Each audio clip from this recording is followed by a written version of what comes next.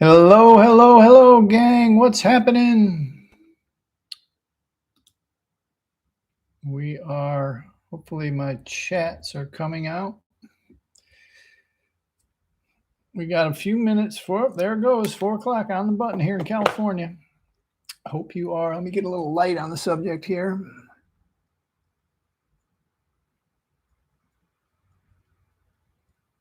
There we go. All righty, sugar mode off. Sugar mode off. Sugar mode off, gang. I hope you're ready for some fun and games. I don't see the chat. Somebody hit me in the chat. Make sure I know that you are chatting right here over on the side.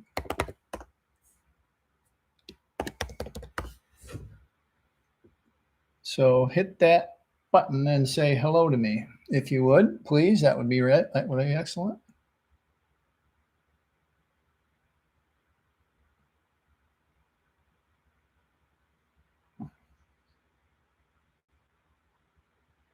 Fix my little sign there.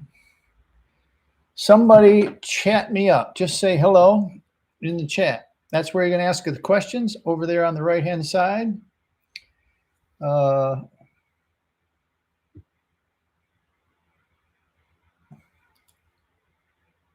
Send message every 2 seconds. That shouldn't take long. All right, Carrie can hear me. Excellent, excellent, excellent. So over there where Carrie wrote it and I wrote it, please start anytime. Let's go. Let's ask them questions, see what you're up to, what you're interested in with sugar.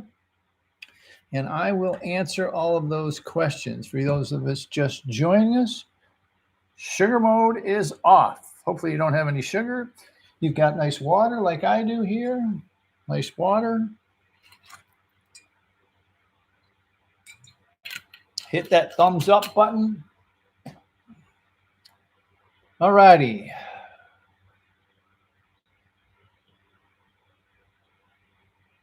I need to be put on. I can't put you on, Judy. That's not how this works. You can just ask the question, type it right in there. Hi, Judy. Just type in your questions, gang, right over here where it says the chat. If you're on a phone, it's going to be a little bit more difficult sometimes. Type the questions here. All right, there we go. Wendy wants to know, I was curious about your talk about carnivore, and I noticed you eat more red meat, like more than like chicken legs and wings. Does this affect cholesterol?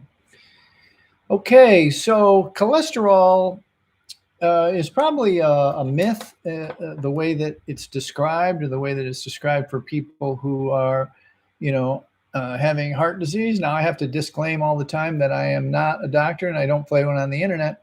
But the idea that cholesterol is affected just hasn't been proven in the carnivore world.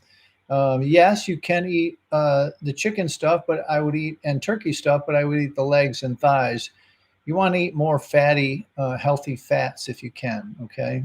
Now, again, what I'd like to do, if it's possible for you guys, is to stay away from the food. Everybody wants to know about the food, and I understand that, especially in the early days. But I want to talk about more for you guys how to stay off sugar and how to keep off sugar once you detox. Okay, so the cholesterol, like I said, is not as important or as there's a great book out there, Stay Off My Operating Table, from a cardiac surgeon, Philip. Check him out. I forget his Oviedo or something like that. Stay Off My Operating Table, where he discusses all this. And he's been a heart surgeon for many, many years and done many, many heart surgeries. So I guess we could say it might be a myth. Shannon wants to know, is it possible to have better circulation in my legs? Look, all of your circulation is going to improve. One of the things, if you talk about arterial sclerosis or arterial sclerosis, the hardening of the arteries, and deposits of plaque on the arteries. The common theory these days is that it's caused by the sugar, not by the fat itself. Many, many years ago, two men, John Yudkin on the sugar side and Ansel Keys on the fat side, argued about the cause of heart disease. And Yudkin was shamed. He's from England. He was shamed many years ago into believing, or made, Ansel Keys was very political, and he was a famous doctor here in the U.S.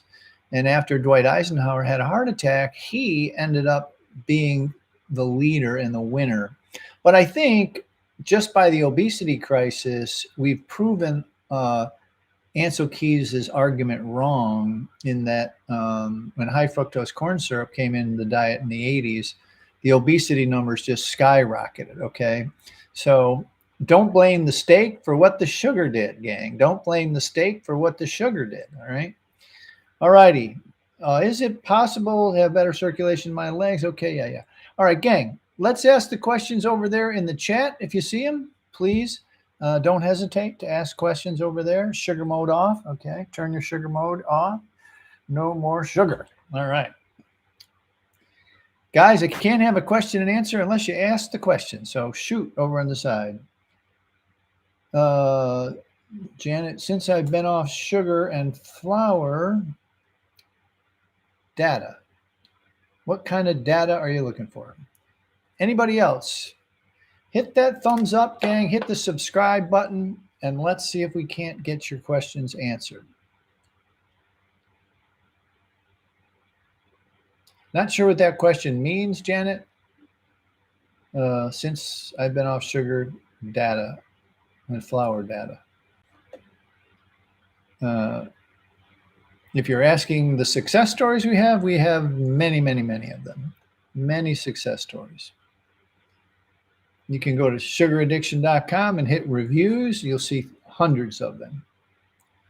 Okay, gang, we do need the questions so we can have a Q&A. So please shoot the questions over to me.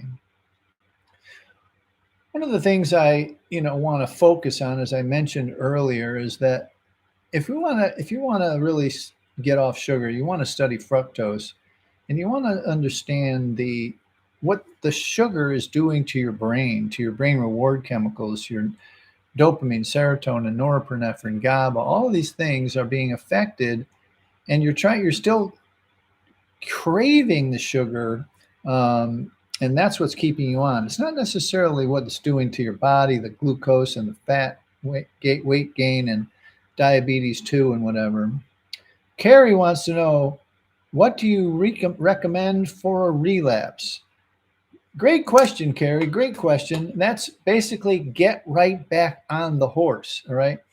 In our world, there is no shaming and no blaming, okay? In all of our groups, everything that we do, we believe in the construct of harm reduction. Any amount, like if say you went 10 days or say you went 30 days, whatever amount of time that you were off of the sugar, you healed up, okay? And if you fell back a little, it's not a problem. Don't worry about it. It's not, we don't count days. Some people do, but most people don't count days. I don't recommend it. What I recommend is that you count today, okay? You count today. What happened today? All right, you can get up tomorrow morning and start again, all right? Don't be one of these people that dropped one egg and then you throw all the other 11 out because you dropped one egg, okay? Just get back on the horse. That's the best advice that I have. Don't be counting the days as like set in stone, all right? It's very rare, even someone like myself, that I won't get an accidental ingestion in a salad dressing of someone that said that this contained no salad, no sugar, even though they thought it did. The cook thought otherwise, or the chef thought otherwise. So please do not beat yourself up about it. Do not fall back just because you slipped. A relapse is just part of the process. Many of my mentors, and I believe this too, this takes inordinate amount of time before you readjust to life without sugar and flour. So No guilt there, Carrie. Lisa wants to know what happened to fructose. Why are we suddenly hearing how bad it is when it's a natural sugar, and how other cultures live off it? They live off the land with diabetes. We have here. Okay, Lisa. So it's a good question, and what I would suggest is that you start to study fructose and start to understand what I'm talking about here. And I believe we've only scratched the surface on the understanding of fructose. You have to understand, and this is super important, and I want to really kind of focus in on this. Thanks for the question. Fructose is, there's no requirement for fructose in the human body. Okay, there's no process or anything that is required to function in the human body that requires fructose. All right, and fructose was something that we used to get back, like let's just say 1,000 years ago, just for round numbers. All right. Through 10 million years of evolution, we ended up getting fructose once or twice a year in terrible, terrible seed pods that are quite bitter. Like a banana, you wouldn't even recognize it, those little nasty berries or crab apples you see out in the wild. These are things that created fructose, and synergistically with a human, they irritated the gut lining a little bit so that they would spread the seeds around, and it was a nice symbiotic relationship. Now, fast forward 1,000 years, and we have hybridized fruit, and we have and the fructose molecule, very, very important, Lisa. The fructose molecule in fruit is the exact same molecule as it is in table sugar. And for the folks that are new here, table sugar molecule is half fructose and half glucose. Now we know exactly what the glucose molecule has been doing for 40, 50, 60 years, right? What's been happening is that it's been creating diabetes and weight gain and all heart disease, all kind of things. But the fructose research is really pretty new, okay? And the extensive research is very new, okay? And here is the big important part, okay, of why the fructose part is so important. Fructose, according to the researchers now, is a psychoactive drug of sorts, okay? It creates something called foraging, okay? Foraging behavior, okay? The foraging behavior ends up making you eat food, more food of every kind, okay? That's number one. Number two, it creates risky behavior. Proven fact that animals of all sorts will risk predators to go to risky areas to get the fructose, all right? And the last part of the puzzle is the psychoactive nature of fructose. There are companies now out there that are studying the fructose pathway, and they believe already that they can block alcoholism if they can block the fructose pathway, okay? And this last one is the super important one, because what you're looking at here is why do we continue to go back to sugar? Why do we go back to fructose? Why do we go back to sweetness every single time when we're trying to quit? If I told you to quit broccoli, you'd quit it. If I told you to quit steak, you'd quit it. But when it comes to sugar, we've grown over the years to be accustomed to the dopamine, serotonin, norepinephrine, GABA, all of the things that sugar and fructose is doing to your body, okay? And that is lighting up the same exact brain reward chemicals that drugs and alcohol do, all right? And this science is new. I've been able to interview over 400 of the world's leading experts, and this fructose thing, I've asked 2 or 3 of them point blank, is fructose a psychoactive drug? And this is the reason, okay? This idea that, fruits and vegetables should be going together is brand new, literally in the last 40 or 50 years. It used to be, and you'll remember this, the green grocer, okay? That's where you got your vegetables. A brilliant marketing campaign combined the two into fruits and veg, okay? And here's a real important kicker, okay? We have an epidemic of 5-year-olds with fatty liver. 5-year-olds. 5-year-olds. This is an alcoholic's disease, and here's the reason. Fructose can only be processed in the liver, okay? It's like there and it causes fatty liver, fructose in general, okay? And alcohol obviously is a fatty liver disease as well. But there's just a lot of research that the public doesn't know about. You can look this up, fructose intolerance or fructose malabsorption. This is a very difficult disease that's been on the books for decades, that a lot of people in a lot of groups are trying to kind of work around it by having low, it's called FODMAP, FODMAT, FODMAP diets, where they try and lower their fructose. But at the end of the day, they're just very sensitive to the fructose in general, okay? So please try it. I only ask you to try these things, okay? See what your body does, all right? We've had thousands and thousands of written success stories of people who bought into Mikey's little fantasy, sugar mode off. They turned off the sugar and fructose in their life, and they ended up much better off, weight-wise, health-wise. They lost weight. So please, don't just right now let the information light on you, okay? Just think about it for a little bit. Start to put two and two together. Start to research a little bit, okay? I hope that answered the question, because it's a super important question and I get a lot of pushback on it already. Tim wants to know, I went 1 week and became extremely fatigued and terrible headaches. I relapsed and alleviated the symptoms. I'm determined I need support. Okay, Tim, look, I'll tell you what happened, okay? And this is a perfect teaching moment, okay?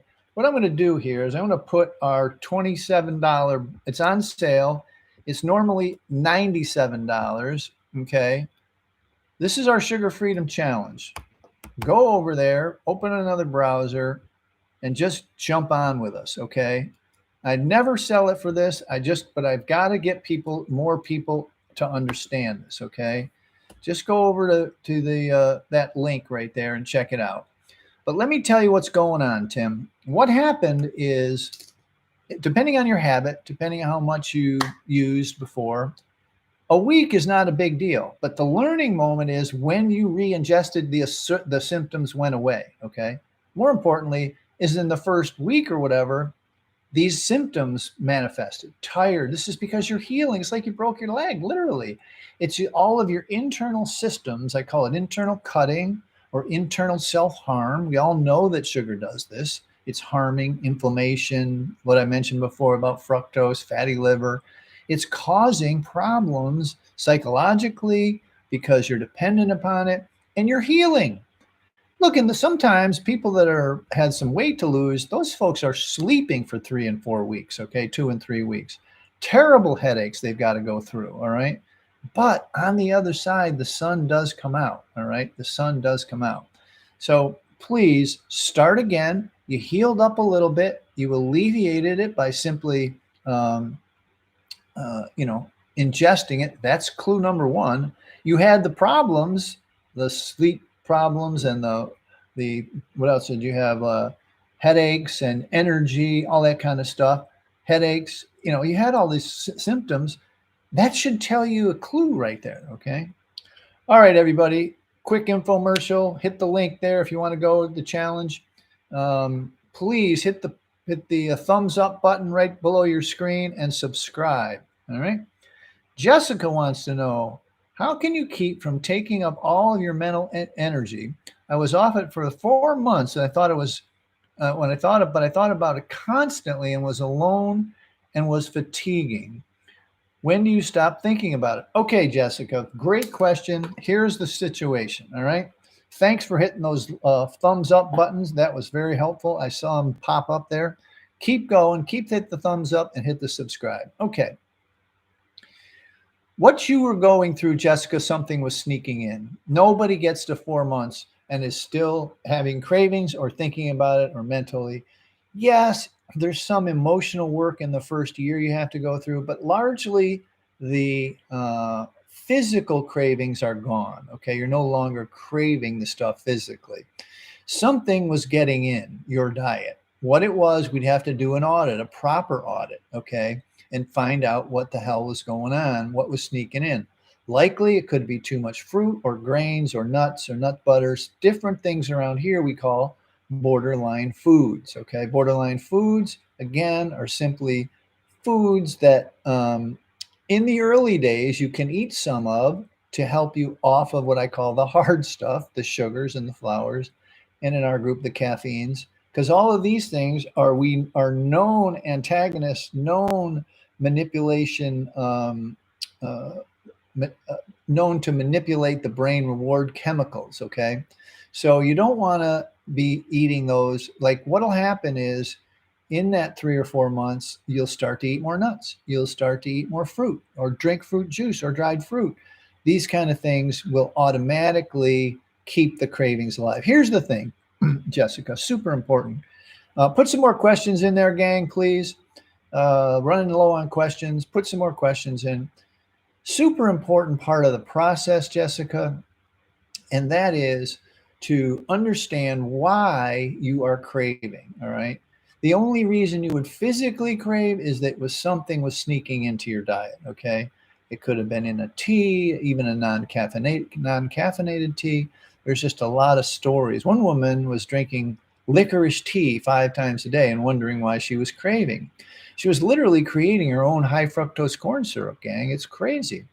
So anyway, that's an important part of the puzzle.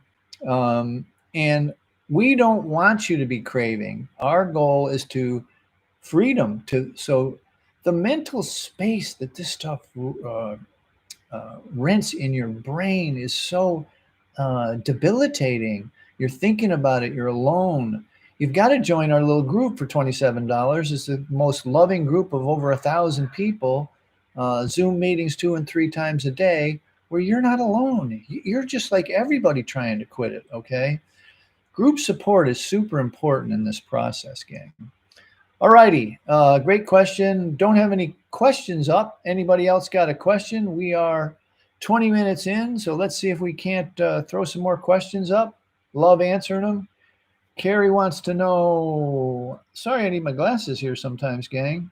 Borderlines food led to me my relapse after 9 months. So true. Thank you, Carrie, for saying that. Like you'll be sitting at the whatever and eating a whole bag of cashews, and cashews are not even nuts. They're actually the seeds of fruit. Drupes. Look it up. DRUPES. Drupes. And these have been hybridized to take the bitterness out so that they essentially are used as nuts. Okay. And they're tasty because they're not as bitter anymore. And pecans, strangely enough, pecans, which are actually proper nuts, have actually been, they're not drupes, they've actually been hybridized to be the #1 high fructose ingredient in nuts, in pistachios. So when you're taking the ones where you don't have any shells or whatever on pistachios and you're eating a whole bunch of them, that fructose, that's a ton of fructose. Okay. So anyway, great question. It's a great rabbit hole to go down to understand what this stuff is doing to you. Okay, Jessica. Yeah, it's got to be the fruit. I was eating so much of it. Okay, great. Thanks for saying that, Jessica. That is exactly correct, especially fruit juice and dried fruits. You can't even drink fruit juice and you can't eat dried fruit because it keeps the cravings alive. It keeps you like thinking about it. Your body gets the hit and then it flows through your intestinal tract with the other food, and you're always got a fructose drip going on. Okay, remember now, let's just go that same 1,000 years ago. 1,000 years ago, we got fructose once or twice a year. Okay, so the body, what it was doing to the body. Another part of that is the villi in your stomach, in your intestinal tract, get longer to get, and they make you hungry for more food and of all kinds, and it creates the foraging effect. So there's a lot of physical reasons why this happens. A lot of proven peer-reviewed studies of why this happens. The problem is no one's ever pieced it all together. Because I come from an addiction recovery background, my goal was always to get you off of this stuff one way or the other and see what your body's own self-healing processes would then deliver to you. Okay. That's the important part. And what we found is that you can be vegetarian, you can be carnivore, or anywhere in between. I have interviewed raw food vegans who are, in essence, eating a fructose zero, near fructose zero diet, and carnivores who eat a absolutely fructose zero diet, and they all thrive. And I've had success stories all along that spectrum. Okay, people who once they understand that this is not about the food, write that down, gang. This is not about the food. Sugar mode off. Okay, turn your sugar off, and you will see a peace come over you. Now, do you have to go through what Tim described? Some withdrawals at the beginning? Yes. Why withdrawals? Because we are taking away the manual manipulation of our brain reward chemicals, the wired together, fired together.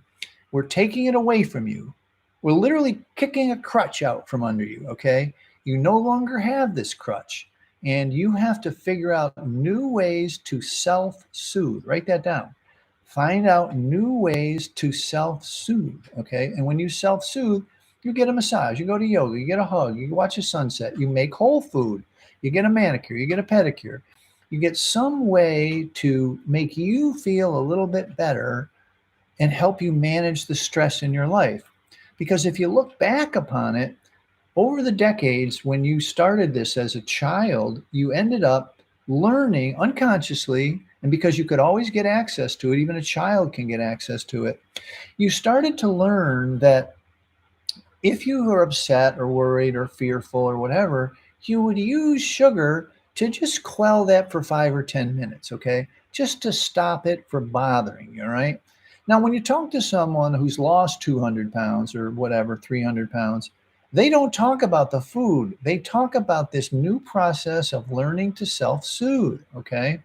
Super, super important and integral part of your success, if you want to succeed, is to not focus so much on the food, but how you're feeling before and after you re-ingest and during the detox, obviously, okay? Okay, lots of great questions coming in. Please keep them coming. Hit the thumbs up button. That helps. Subscribe. That helps. If you really want to jump over and get going, I'm throwing a sale today. Normally $100, 97. Jump over to that link and grab the challenge and join us in our 30-day challenge, where you'll find hundreds, now over thousands of people who are doing exactly what we're describing today. Okay, the fruit, the low glycemic. Are there fruits okay to eat? The sugar detox coach. Okay, somebody is the sugar detox coach in my thing. Interesting. I'd like to find out about that. Look, in the early days, blueberries, you mentioned them, blueberries, raspberries, strawberries, green apples. These are things I call it your Suboxone, your methadone, okay? These will walk you down a little bit, okay? If you're just dying, like Tim was talking about. You're just having a tough day and you've been off the real sugar. Just have a handful, not the whole pint, but a handful of blueberries or a half a green apple, and you'll notice your ability to feel what happened, that some of the symptoms will be mitigated. They will be reduced by a handful of berries. Say you're 5 or 7 days in, like Tim was describing, and he had a handful of berries or a handful of, or half a green apple, and all of a sudden the headache's gone and you feel a little bit calmer and peaceful. That's scary to me, guys. It should be scary to you that's what does this to that's what happens to your body, okay? So yes, the answer to the question is, and the sugar detox coach, please send me an email at Michael@Sugar Addiction if you want to talk more. Okay. I just bought shelled pistachios because Dr. Gundry, I'm sure, hopefully you're saying Gundry, said they're good for lowering blood pressure. This is maddening. Yeah, I get that, Lisa. I get that. But here's the thing. They don't also have thousands of real hardcore sugar addicts who have gotten off of sugar with and written testimonials to prove it.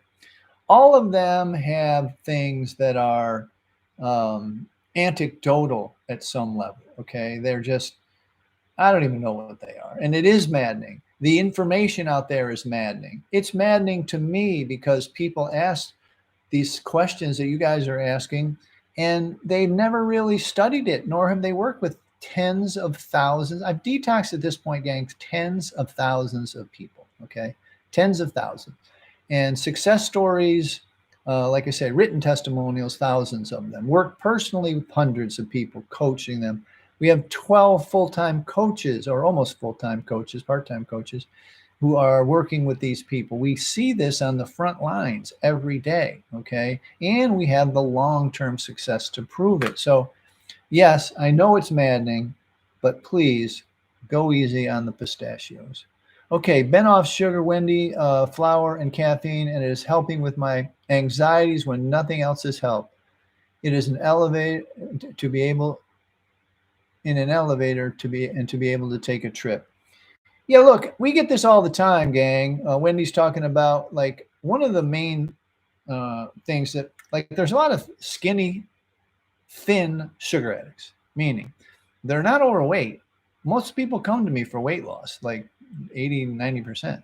But there's a lot of thin sugar addicts. And what they come for is this brain peace, okay? This lessening of anxiety, okay? This need to, this worrying, this future projecting of negative things, all right? All of these are because your body has been robbed. Moreover, it's been manually manipulating your dopamine and serotonin and all of these, serotonin is, SSRIs, serotonin reuptake inhibitors. These are the Paxils and the Celebrex and all these kind of anti-anxiety meds and depression meds. They're trying to dial in your brain chemistry. Think about that for a minute. Dial in your brain chemistry. Whereas we have been doing it in what people believed before, that it was a lesser product, okay? Sugar, caffeine, flour to some extent, but definitely sugar and caffeine, where you're literally managing your day with these substances, managing how you feel day to day. And because they're everywhere in chocolate and soda and Coca-Cola and everything else, you can have no worries about getting your product. And so you just think that you're a worrier, or you think that you have anxiety. But in reality, once things like this happen to Wendy, and I hear this story all day, every day, where people have gotten a peace about them, a calm about them, okay? Yes, they've lost weight as a byproduct, but they've gotten peace and calm about this, okay? So guys, again, not about the, so much about the, what you're eating and why. Oh, Sheila Sherman, okay, cool. Asking for a friend, I love it. Thanks. Okay, Tim, a recovered alcoholic. Wait, did I miss anybody? Recovered alcoholic, and I've been simply substituted with sugar. I am pre-diabetic and convinced I have inflammation throughout, along with fatty liver. Addiction keeps the cycle going. Okay, Tim, so let me tell you, this will be the best $27 you've ever spent in your life. Just jump in the challenge if you're not in there already. The fastest group of growing people in our challenges, in our peer support groups, are recovering alcoholics, myself included, okay? 38 years sober, and there have been hundreds, I'm not exaggerating when I tell you, hundreds of sober people, recovering alcoholics and drug addicts, who have come into our groups who say exactly what you're saying. I got off alcohol and drugs, I substituted sugar. If you're an AA, chapter or page 133 at the bottom and going on to 134, they actually recommend sugar. It's ridiculous, but it's also a 60 or 70-year-old text, okay? And the science was not clear back then, all right? So what you want to do is you're in essence, and could be summing up the entirety of this presentation, the entirety of this question and answer. This is a substance use disorder, okay? This recovery is a substance use disorder recovery. This is a drug recovery program that we run here, okay? And if you're one of those people who is here as a brainwashed person from the diet world who believes that you need to exercise more and eat less of the white stuff, you are going to fail. Okay. I don't want to be blunt, but it's true. Unless you embrace the idea that you have been using sugar unconsciously, now, no fault of your own, your parents did it to you, unconsciously, no fault of your own, you have been using sugar for decades since you were a child to manage your emotional life until you accept that pretense and begin that process of healing that, then you'll never succeed. Okay. That's how you stay off sugar. All right. Super important. Thanks for bringing that up, Tim. I kind of forget. Okay. Just here to support and know it's the questions others have. Janet, I love avocados. That's a funny question there. Okay, so avocados are great. They have a lot of healthy fats, but they do have a modicum of fructose in them, which I wouldn't worry about. The one end of the spectrum I use as an example is a guy named Dr. Gabriel Cousens. Dr. Cousens is a raw food vegan for 40 years, done blood tests weekly, dark field microscope. He knows what's going on inside his body. And he basically eats greens, avocados, and olives. No fruit at all, okay? That's because he's discovered through microscopes and other blood testing what that sugar does to his body. So I have to say a good yes to avocados, especially during your detox. I have never yet heard someone end up having avocados in their borderline foods. Hasn't happened yet. I've never seen it. Okay. So I'm a big fan of avocados and olives for our vegetarian friends and our carnivore or keto or omnivore friends. Anybody that can, if you can get your fill of avocados and olives, then you're doing very well. And greens. Okay. Now, technically, some of the greens have some fructose in it, but if you can go with the lighter lettuces and the kale does, Brussels sprouts got an awful lot if you're going to eat a lot of Brussels sprouts. But that I used to eat 2 pounds of Brussels sprouts, guys. I know why I ate 2 pounds of Brussels sprouts now, because it was hitting my fructose. You know what I mean? I was getting my fructose load on, basically. I'm really amazed because I've done stints. I'm in the middle of one now of fructose zero, no fructose. Okay. Like as stringent as I possibly can. And like some of the people that describe here, when I ingest or re-ingest the fructose, either accidentally or on purpose, I get a little bit of a lift in self-esteem, a little bit of lift in well-being, how I feel. But it only lasts 10 or 20 minutes, okay? That's what the drug does, okay?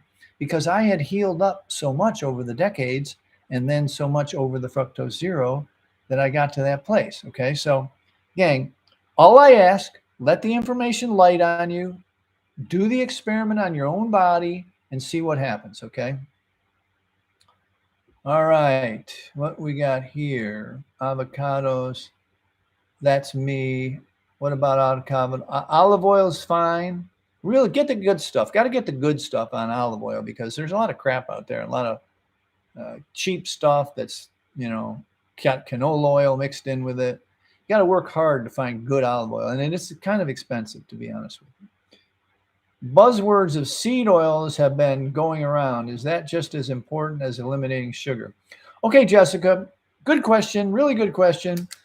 Again, I like to stay clear of the food discussion as best we can, but I have something that I think will interest you and that is very important as regards to seed oils and internal inflammation, okay? I tell the story of Prilosec and Tums and these things. These are literally some of the, if not the, when you combine the prescription and non-prescription together, some of the largest selling products in the drug world, okay? And here's what's happening. This vicious cycle. And here's the vicious cycle. People eat the food that causes the heartburn. They eat the antacid that stops it, and they repeat it tomorrow. Some people literally eat it all day, every day. That's why they have the bottles that are gigantic, and so many people eat them and chew the Tums. So what's happening is, just like, and I don't want to really scare you, but I'm going to like draw an analogy. Hopefully you'll understand it. Drawing a razor across your arm, called cutting, right? Self-harm, cutting. And the reason when you talk to cutters or people that self-harm is that momentary rush of dopamine, serotonin, endorphins, adrenal glands, everything kicks in. Just for 20 minutes, you're peaceful, okay? You clean it up and you're peaceful for 20 minutes, okay? But it also causes a lot of scars. Now, when you're looking at internal self-harm, okay, internal self-harm, you're eating something, it's causing inflammation, and then you're trying to stop the inflammation. Now, in the case of sugar and seed oils, sugar, it's super clear now. Like 90+% of our people that come in with rheumatoid arthritis in their hands and knees and other joints, clear, goes away, like pain goes away. People haven't, like, put off operations, goes away. So we know it's, and this is proven fact. This is not something I'm making up. This is proven scientific fact that sugar causes internal inflammation in the body, okay? Now, think about this internal cutting of sugar, and then think about it. Seed oil is the exact same thing. Canola, anything made of a seed, anything but avocado oil or olive oil, really good quality, virgin, brand new stuff, no cooked nothing, no half and half, nothing. Those are the only ones you should eat, okay? And then, but all of the canolas and rapeseed and blah, blah, blah, all the vegetable oils that are made from seeds are, yes, ascending as really inflammatory things. So what's happening? What's happening is you're causing inflammation. You're getting a big jolt of dopamine, serotonin, norepinephrine to stop the pain that is happening or to fight the inflammation off. And now you've created another vicious circle. One with sugar, one with seed oils, okay? So please, please think about this internal cutting concept when it comes to sugar, but seed oils as well. Think about whatever the inflammation is in your body. Say you got arthritis or you've got whatever, carpal tunnel, whatever's going on with you, and there's inflammation markers that your blood tests will tell your doctor can tell you about. Think about what you're doing to yourself with sugar, okay? Another thing is, for sugar, it's actually an analgesic a little bit, okay? Meaning, think about this.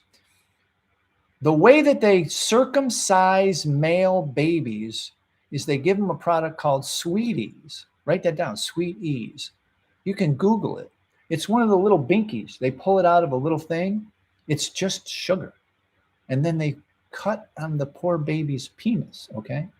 And with the same thing when they have to give them a shot. They give it in the heel, but they give them the Sweeties or the sugar in the mouth, and the baby is not as upset, okay? Or isn't as in much pain. It's an actual analgesic. So you ingest the sugar, it causes the inflammation.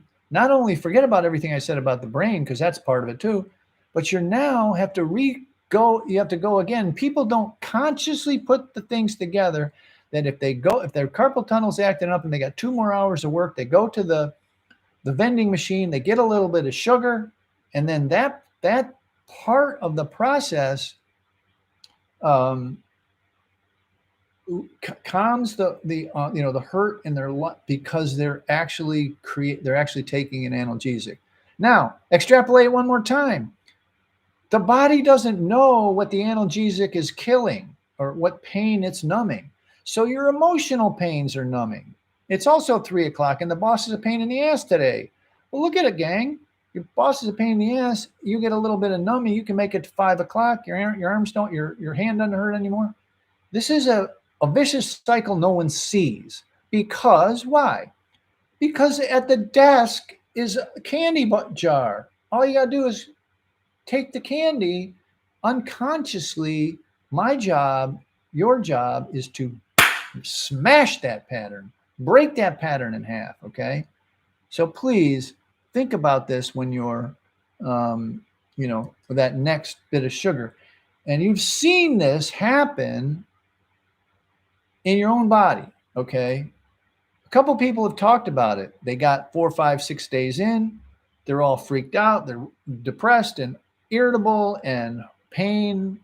And then they take a little bit of sugar and it stops. Think how powerful that is. Just think how powerful it is. And the baby with the sweeties. All right, thanks for the rant, guys. It's a super important topic, and I don't get to, you guys help me articulate this so that I can tell it on podcasts and that kind of stuff. Janet says, best program I've been on. Love this program. You're learning. There's a chat room to help. Thank you, thank you, thank you. Appreciate that. Lisa, when you put coffee in the mix, are you speaking of people who sweeten their coffee? I'm a daily black coffee drinker. Please don't tell me this has to go too. Okay. So here, maybe it doesn't. Okay. But let me tell you our experience. Okay. Super important question. We actually have a caffeine group on Facebook. If you write me at Michael at Sugar, if you give me a minute, I'll look it up now. But Michael at sugaraddiction.com, I will send you the link. We've got about 600 people in there. Here's the thing. All right. No ifs, ands, or buts about it. Caffeine lights up the same brain reward chemicals we've been talking about this entire hour. Okay. Dopamine, serotonin, norepinephrine, GABA, oxytocin, everything is same. And you've heard the term wired together, fired together. Okay. With chocolate, with tea, with coffee, the wiring together was caffeine and sugar. That's what John Belushi died, a speedball, an upper and a downer. But they're wired together, okay? And when the body gets one, it's saying to itself, where's the other? Look, gang, I've been saying this a lot. People laugh a little bit. It's kind of funny, actually, but the brain is pretty dumb. Everybody's brain is pretty dumb, okay? It knows how to reward itself for food and sex. And yes, the frontal cortex has developed over millions of years to be able to think and reason and, contemplate the meaning of life kind of thing. But it's really quite dumb in its reward system. Okay. And it will get anything in if it'll hit that dopamine center, if it'll hit that serotonin center, if it'll hit the oxytocin. Okay. It'll light that up any way it can, any way it's trained to. It was trained to remember where the bush was for next year, trained to remember where the tree was, the fruit tree is for next year, because it got the little hit, right? Or the honey thing, or the honey for the bees. So look, we have about 10 to 15% of people, Lisa, that continue to drink black coffee, okay, or black tea. But I still don't think that ends well. I don't have enough long-term data to make a proclamation like I've made with the borderline foods. But, in the evolution of this program, I'll tell you the true story how this happened, okay? So 7 years ago, I was working with a woman who was an Olympic swimmer, okay? She placed in the Olympics, got a bronze medal in the Olympics, okay? And by this time, she was a chiropractor, and she couldn't get off the sugar. She had a couple of kids. She was in her 40s. She couldn't get off the sugar, okay? And I couldn't figure out why. Like, this woman could do anything with her body, obviously, including gold, or bronze at least, in the Olympics. She was and she wasn't overweight. She was, she still swam. She was, had a perfect, normal, still body. But she couldn't quit sugar. But 7 years ago, I didn't know much about the caffeine thing. So we started to delve in, and I didn't even know what questions to ask her, to be honest with you. And so I asked her, what do you do in the morning? Well, I have my coffee. And I thought a minute. So when did you start drinking coffee? They started giving this woman coffee at 10 years old. 10 years old, okay? She started using coffee. And no 10-year-old is drinking coffee without sugar. If they did it, the coaches did it for her performance, okay? And so wired together with her sugar addiction was this caffeine addiction. So The sugar kept the cravings, excuse me, the caffeine kept the cravings for the sugar alive. Okay. Now, I only tell you that again, I've got, I don't know, hundreds of people that still drink black coffee and black tea, but they struggle sometimes. And I think if you want peace, I mean, you've heard it. And I'll tell you another thing, sugar addiction yet is not in the DSM, the Diagnostic Statistical Manual, which is the, what do you call it? You know, the book on what the maladies, the mental illness maladies that they can get insurance on. But caffeine addiction, caffeinism, has actually been looked at, and it hasn't been voted on yet, but it's at least in the thing for attention, because people were drinking 40 and 50 cups a day, no exaggeration, and they were like freaking out, anxiety. And I honestly believe that half of the SSRIs, the Paxils and the Prozacs and the Wellbutrins and the Celebrexes are an antidote to the anxiety of caffeine. Think about that a minute. An antidote to the anxiety created by the smashing manual manipulation of all of these brain reward chemicals, and then the depletion of them. Look, scientifically, when you manually manipulate your dopamine receptors with sugar, caffeine, drugs, alcohol, you thin them out. You down-regulate them is what it's called scientifically. And that's what happens to people, okay? All right, look, I could go on and on and on and on, and I love talking about this stuff. I am going to throw the challenge in there one more time. Please hit that link, go over, jump in. No, you're in for life. You get 2 and 3 meetings a day. You get the 30-day challenge. You get all this great stuff, and you'll be on your way. And if you'd like to talk to me, if you're a select group, and you want to talk to me personally, now this is, I don't want to say expensive, but there is an investment. And if you want to invest in your health, please book a call right there on that link. And we will, please hit subscribe. Please hit I loved you guys were hitting the hearts. That is super. I really love that, simply because that gives Google and YouTube the signal that they could spread this out for more people. Thank you for the hearts. Thank you. Hit that little button there, the thumbs up. Any other questions, throw them in the chat. Love to have you guys part of our community. I love doing the question and answer. So much better at question and answer than I am at like doing a presentation. So please see if you can like share this with your friends, if you would. All right, gang. No questions in the thing. We covered a lot today. Really excited that you guys came. Thank you so much.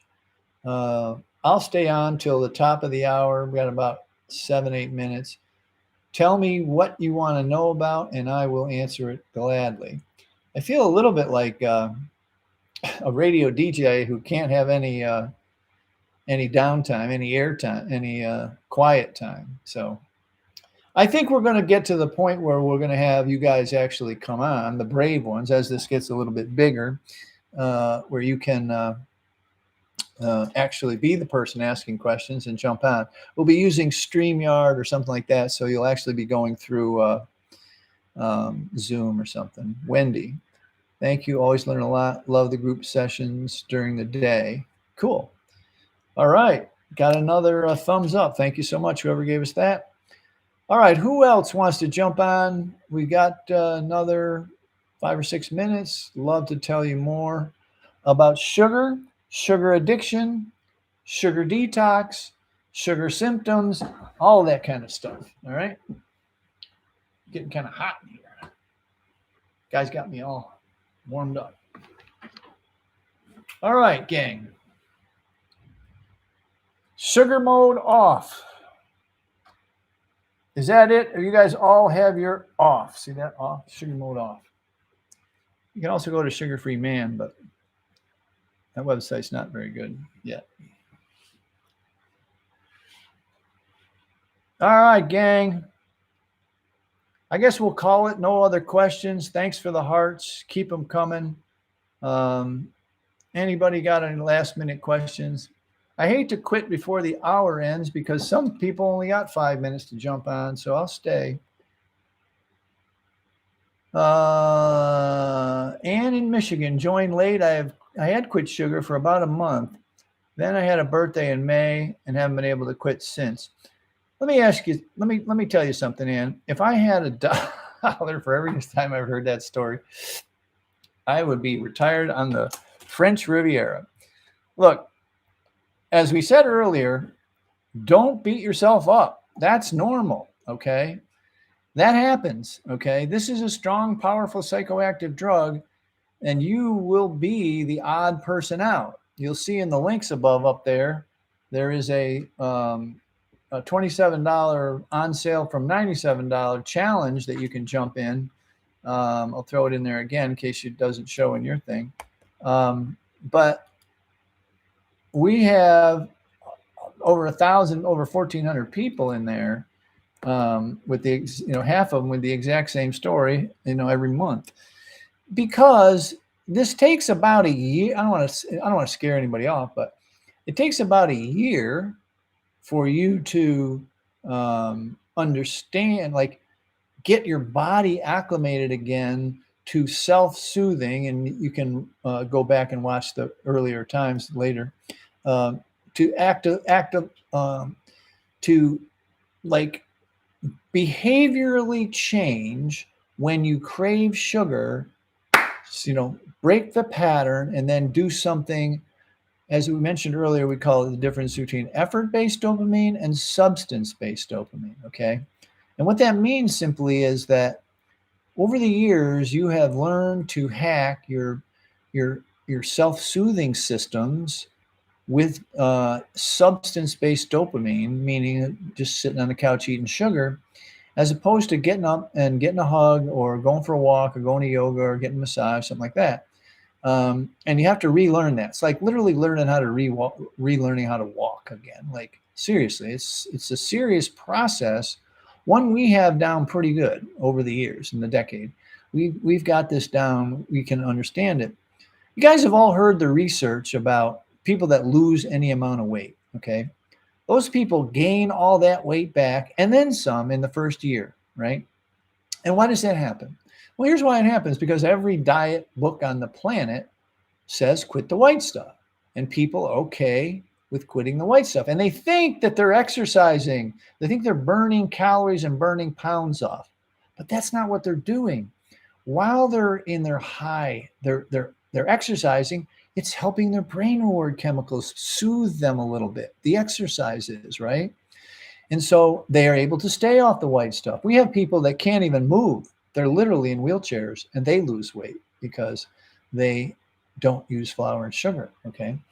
And so when that happens, you end up in a place where you're losing weight and you're not even worrying about it. But something happens down the line, finance, relationship, kids, job, whatever, and you'll fall back to, and I can guarantee you that if you look back around that time you used and couldn't get back, there was something difficult going on in your life, okay?